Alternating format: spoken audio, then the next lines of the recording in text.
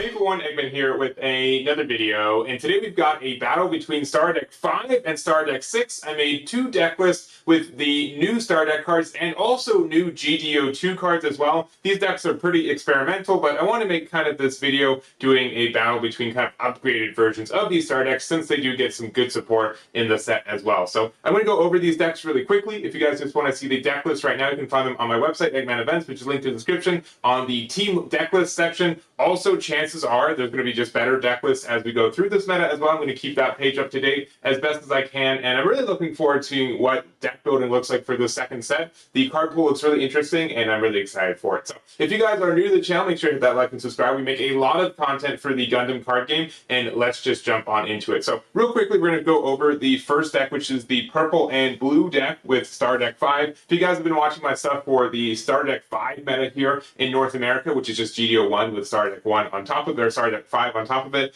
I've been really enjoying kind of like the blue purple ping package, and this is kind of just like a better realized version of this deck as well. So real quickly, we're just going to go over it. We're playing 7 gyms, 3 of them being Gray's Customs and 3 of them just being this one, pretty self-explanatory, we're low to the ground. Then also 4 copies of Gun Tank as well. These cards are fantastic. Just being able to get that 1 extra damage when you need to is fantastic. And also just a unit that you can play for 1 that gets these additional abilities. It feels pretty good. So pretty self-explanatory on that one. And then next up, we've got the new LR from the set. It is the Gundam Barbatos First Form.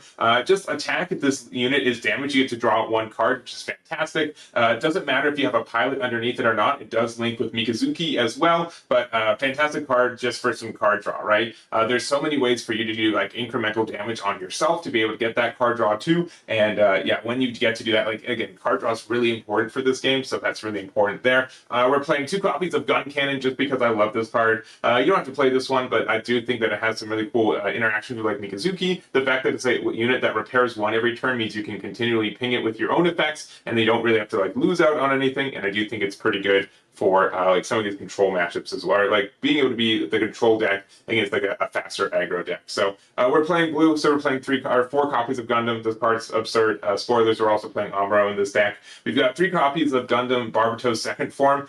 This being able to just get that AP plus 2 is really, really nice in a lot of situations. Otherwise, like having the 4 HP is really strong. 2 copies of Angsha as well, just being able to get some more incremental ping damage and help us get things into the trash if we need to, so pretty good. Then we got the new LR from the set too. We've got Gundam Gujian Rebake here being able to be a blocker, which is kind of weird, like outside of purple to have, outside of white to have cards with blockers. So this purple card having one is nice, but it has this ability to choose one of your units and one of your enemy units, deal 1 damage to both of them. So again, this would be a really good card that you can combo with the second form, being able to just bring this out, and then on the next turn you get to ping it, do 1 damage to something else, and then this becomes damage, so you are able to use this effect to become now a 4/3 essentially. And then obviously you can also do the same thing if you played out on the previous turn a Barbatos, and then you're able to use the effect to ping this to ping something else, and then this becomes a 3 AP, draw 1. I think all that's really, really handy. So fantastic card, gets you into a lot of situations, and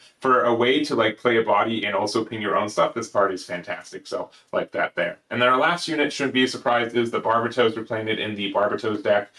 Being able to get suppression is good. It just means that if your opponent doesn't respect that this can come down and like doesn't have either blockers or shields up, you can do a lot of damage all of a sudden. So also the AP plus 1 is really good. The fact that this card also damages your own units means that either the first form or second form of the Barbatos that gets their effects online if they're healthy, and a 4 or 5 stat line that's also level 6 is kind of difficult to deal with sometimes. I do like the body there. So pilots, we're playing 4 copies of Mikazuki, should not be a surprise. This pilot is like really, really good. There's so many situations where you get all these fantastic 2-for-1s with it, and being able to be flexible, especially since it links with so many good units as well, very good. We are playing like a 5th purple pilot. It is the Laughter.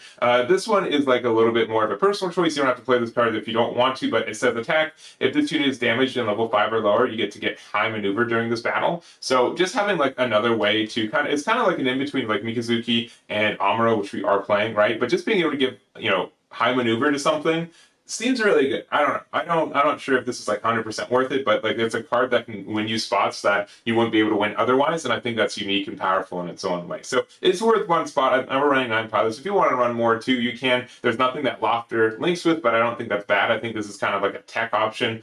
Being able to get that, high maneuver can just, again, win you games that you might not have, supposed to win anyway. So like the addition of this card here, and again, if you want to bump it up to 2 copies, making it 10 pilots, I think that's pretty doable as well. And then we are playing the Alexandria. This is a new base from the set. To add one of your shields to your hand and choose one rested enemy unit that's level 4 or lower. You get to deal 1 damage to this. It's on either player's turn too, so there's times where this pops out of your shields and you get that extra ping damage. Can be really, really handy. And then we're playing the Nail Argama as well. I really like this card. This is a card that I was starting to use in my blue-purple one in Starter Deck 5 meta, and continually just being able to get like a card that rests things, which means you can do a lot of like good ping damage. I think is great too. So love this card. We're adding it at 2. We're not playing any bodies that play bodies, but if you want to use that for the deck, you can as well. And then 3 last cards, 2 show resolves, and then 1 momentary respite. So being able to use this to choose a purple pilot card from your trash and add it to your hand is actually really good in a lot of situations. The burst effect drawing one is also not terrible either. I think that by and large, I think Show Resolve is still the better card, and people are going to be playing this still more often, but I did want to have like 1 tech card option for this just in case it comes up as well. So those are the cards we're choosing for the blue-purple deck. I'm not going to say this is the perfect deck list, but it felt pretty good. I think there are some really good lines with it. I don't think any deck that's playing Amuro is going to be bad either, so there is that. And then for the Starter Deck 6, so it's going to be a green and red clan deck, and I was having like a bit of an issue with this deck. I think it is pretty powerful, and I know that like previously in Starter Deck, our GD01 meta, green-red, I think most people are saying is the worst color combination, right? So it's got some, big shoes to fill if it's trying to hit the scene pretty quickly. And I think this deck is almost good, but there are some kind of weird consistency issues with it. I won't claim this is the best build, but I'll kind of give my thoughts over as we go for it. So first thing is that there isn't anything with the clan tag that is also cost 1 to play. So we're just playing Zaku 2 and Zaku Mariner. There's nothing better to really play. This card being able to trade with an EX base is great early game and get some early pressure if you need to. So if you just want to play a bunch of 2/2s, go for it as well, but I do like the Zaku 2 with the Mariner. So first little add there, and then next up we've got the Shugai's Gelgoog. So we're seeing a lot of these in a lot of different colors and archetypes where they're just like this 3/2. It's got the 3/3 stat line, which isn't too bad, and then it links with something pretty generic, right? So this links with clan trait, which is fantastic. This is one of the few cost 2 clan cards that we can play, which is important for some effects that declare you needing to have 2 clan cards out essentially. But the fact that it also links with both of our pilots, when both of our pilots in our deck are really when link abilities too, you can't just pair them and get the effect for free. I think these are just like generically you have to play 4 of these almost in every deck that's supposed to be planned. So there it is. Next up we've got the Red Gundam, and this card is fantastic. And actually I'm going to just kind of show off all the level 4s we have in this deck.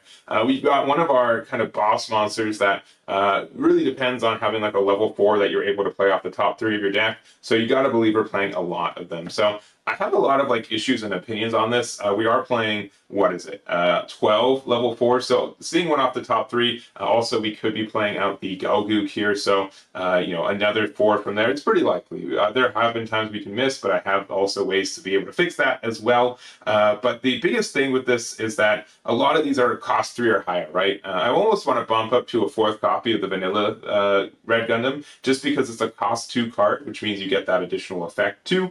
Also, all of these only link with 1 pilot. So we got the Shuji right up here, then we've got the Machu as well as the Shugai here. So like it's a good amount of like different pilots that can work with it. This card is like the most situational. It stinks that it's a level 4 sometimes, and you never want to play it on curve because it doesn't really hit anything. It hits a level 5 on curve, which means that your opponent will not likely have a level 5 out when you play this card. But it is also something that deals 2 to a level 5 or higher. So some matchups that's really great, and you also can get a pretty easy link with this too, with the Shugai, which we'll talk about that. She's one of my favorite cards that they made out of this set. So Red Gundam though, Breach 1, also attack. Choose 1 to 2 friendly clan units that get AP +2 during this turn. It includes himself too, so the fact that he can attack and attack 6 AP is really, really good in a lot of situations. It really just pressures a lot of things. Breach 1 is a cute little thing that says you better have a base up. If you don't, I get all this incremental damage, which is nice. And I think he's like the most important 4-drop that we have in this deck.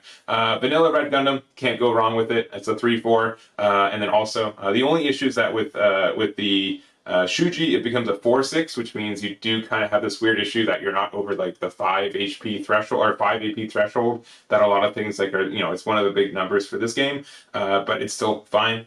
We've got the G-Quux Omega Saikumu, so being able to use this, if another friendly clan unit is in play, you get to choose one enemy unit, you get to deal 1 damage to it. So the 1 ping damage actually comes up pretty often, so I think that is pretty nice, especially if you're playing as purple, where they do kind of live on the edge on that one. So it is a 4/2, which means the stats are pretty nasty. If you end up being, even if you're linked, you're at 6/3, and 3 HP is not a lot for a level 4. So I think that's something that's a bit of an issue with this card too. If you also just do not like the other Galgook here, you can definitely put in just 1 here and 1 here. I think that's a fine addition for you as well, and maybe adds like a little bit more consistency for you. But again, this card being able to hit level 5s or higher for 2 damage is a lot. 2 damage is a lot of damage. And you can get some trades that maybe your opponent wasn't expecting. So there's that. I think 12 is a good number for having some consistency off your top 3 effects, and there it is there. So next up we've got the G-Quux Omega Saikamu. This is level 5. This is the LR from the Star Deck 2.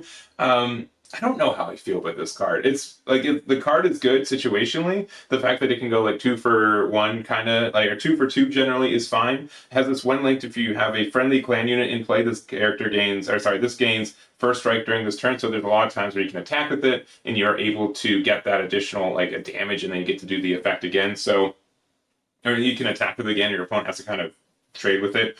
It's fine. It's just like the fact that it's level 5 is just really obnoxious, right? Like the Machu link with it is fine too, but also if they clear your board, then you're not getting the first strike anyways, because there's like it's very expensive for you to say, all right, I have to be level 6, I'll play this for 2, I'll play this for 3, and then I'll have to link with this 2 for that extra resource. So this one is like my least favorite, at least in this build as we have it right now. Like first strike is obviously like a really, really good trait, but it just means like if you never get the actual advantage for it, then you're kind of missing out. So the fact that again it's level 5 is pretty obnoxious, which we'll see in a moment, but I'm a little bit less of a favor of this one too. So I'll see if I keep this in future ones, but it's not a bad card when it works out. We've got 2 copies of Red Gundam. It's pretty quick and easy, but it's a really handy card. It's a level 5, cost 3, 4/4. During link, this gains high maneuver, and it links with anything with the clan trait. So both of our pilots, Suji and Machu, as well as our command pilot as well. So it's just like a handy little thing. It's a level 5, so you can't play it off your 7 cost, which I think is the next card. Yeah, we'll just talk about this real quick. So this is kind of like the reason the deck works, but I also will kind of admit, as part of the reason the deck doesn't work sometimes, it's a level 7, which is kind of heavy for like this kind of mid-range tempo deck, but it does have this deploy the top 3 cards of your deck, deploy 1 clan unit card that's level 4 or lower among them, return the rest randomly to bomb your deck. So it's really, really great, right? For example, you can play this and then you can even like, there are times where I'm like, well, I play out this Galgook here, I get to do 2 damage to something. Also, like if I have the link for one of these, there's a lot of times like in the mid to late game where I'm just like, well, I never really found a time to use my pilots, so now I can use the unit roulette at the top of the deck, and then I'm able to link the pilot that corresponds because I have most of them in hand already. Or I can just use the Machu here with the Omega Saikamu. So I think this card's great. Level 7 is very expensive for this deck, and it's really tough for you to get to level 7, I think, consistently, to the point where I'm like, Wing Gundam might almost be kind of worth it to be able to get there. We don't have obviously a lot of level 3 plays in this deck anyways, so that could be a handy way for you to be able to get to this 1 turn earlier, because this card can be such a boon and kind of shift the tides for how the deck's supposed to work. So I think this card's good. I think 3 is the max I would run with it right now. You want to see it all the time, and you do get like a lot of consistency tools in this deck, but it's just like a little bit too much for me to be able to find this card and play it, and then also for it to hit the top 3. I feel like it's not consistently there all the time with the stuff that we have available for us in this set. So our pilots, we've been talking about them. We've got Machu and Shuji being able to draw 1 essentially. Most of the deck is clan cards that can be found off this. I think it's like 35-ish, so like the random 1 is not too unlikely, especially if you use Shuji first to be able to like look at the top part of your deck. I just find like it's really expensive to do both these in like the same turn. But if you work out with it, it's great. You can obviously set up your Saiku Kamu as well, or Mega Saikamu there. We've got the Undying Persistence. Love this card. It's a clan. It's a new type. It's the fact that it says main or action. You get to choose one enemy unit, do 1 damage to it, and it's a +1/+1. This card is one of my favorites in this game right now. It's very, very good. So we're playing it too. We can play more of it, but there it is. We also do have a consistency tool as well as the Schoolgirl and the Smuggler. We're playing 4. It looks top 3 per clan.